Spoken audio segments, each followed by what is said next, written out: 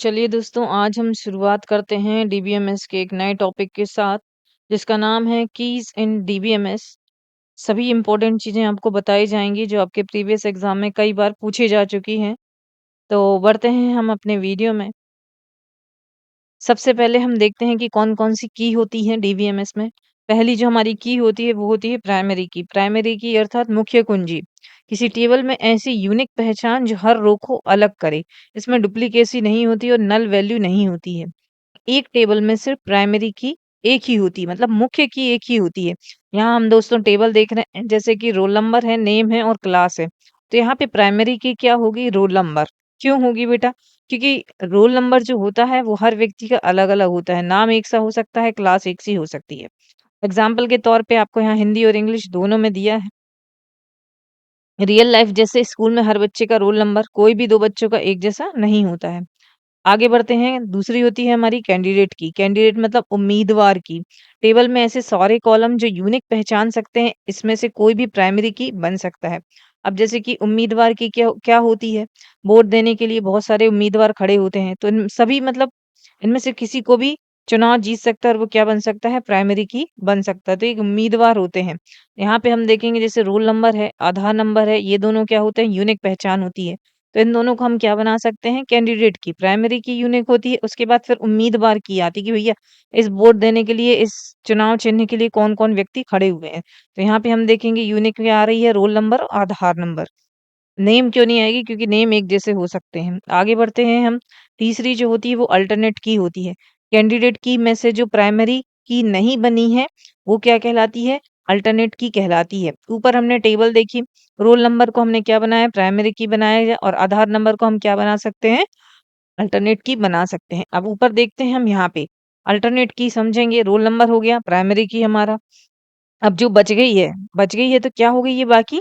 आधार number जो क्या है, पहले तो ये देखेंगे रोल नंबर और आधार नंबर हमारे कैंडिडेट की बन चुके थे। अब हमने रोल नंबर को प्राइमरी की बना दी, अब जो बच गया है वो क्या कहलाएगा हमारा? अल्टरनेट की। मतलब जो चुनाव हार गई है वो क्या हो गई? अल्टरनेट की हो गई, आधार नंबर। अगली देखेंगे हम, फोर्थ नंबर पे फॉरेन की, विदेशी कुंजी या दूसरे टेबल की प्राइमरी की को क्या करती है? रेफरेंस करती है। जैसे आप इंडिया से विदेश में रहने जाते हैं तो क्या हो जाते हैं? आप फॉरेन हो जाते हैं, मतलब आपने एक टेबल छोड़ी और दूसरी टेबल में चले गए। यहाँ 2 टेबल की बात होती है। पहला स्टूडेंट टेबल मान लो इंडिया है, मार्क्स टेबल आप विदेश चले गए। तो यहाँ पे क्या होता है? रेफरेंस लिया जाता है। देखेंगे हम, जैसे कि एक बच्चे के मार्क्स मार्क्स उसी स्टूडेंट से जुड़े हुए हैं, जिसके रोल नंबर से पहचान है। चलिए यहाँ देखते हैं, स्टूडेंट का टेबल है, रोल नंबर दिया है और नाम दिया है। मार्क्स की टेबल देखेंगे तो मार्क्स में भी रोल नंबर दिया है, ऊपर भी रोल नंबर दिया है और मार्क्स यहाँ पे दिए हैं। अब यहाँ पे बताइए कि फॉरेन की क्या होगी? सेम की कौन सी है? यहाँ पे रोल नंबर है।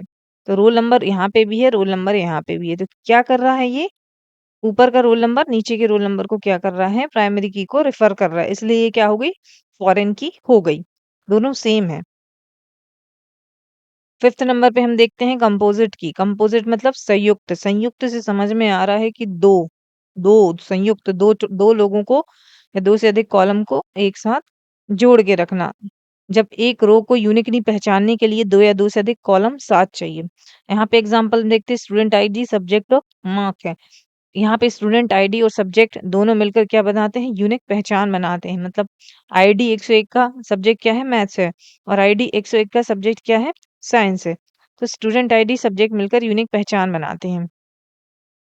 अब हम यहाँ देखेंगे, एक ही स्टूडेंट के कई सब्जेक्ट हो सकते हैं। हाँ, हो सकते हैं, इसलिए दोनों की पहचान साथ जरूरी है। रोल नंबर स्टूडेंट आईडी 101 ने 2 सब्जेक्ट लिए हैं, मैथ्स और साइंस, तो ये दोनों क्या हो गए? कंपोजिट संयुक्त की हो गए।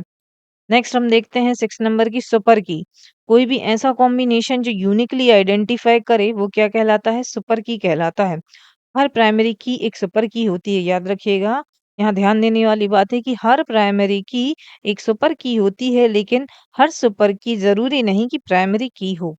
सबसे पहले क्या आता है? सुपर की आती है। सुपर की के अंदर क्या आता है? कैंडिडेट की आती है और कैंडिडेट की के अंदर आती है प्राइमरी की।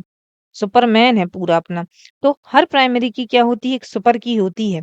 ज़रूरी नहीं कि प्राइमरी हो। एग्ज़ाम्पल देखेंगे, रोल नंबर क्या है हमारी टेबल में? मान लो सुपर की है।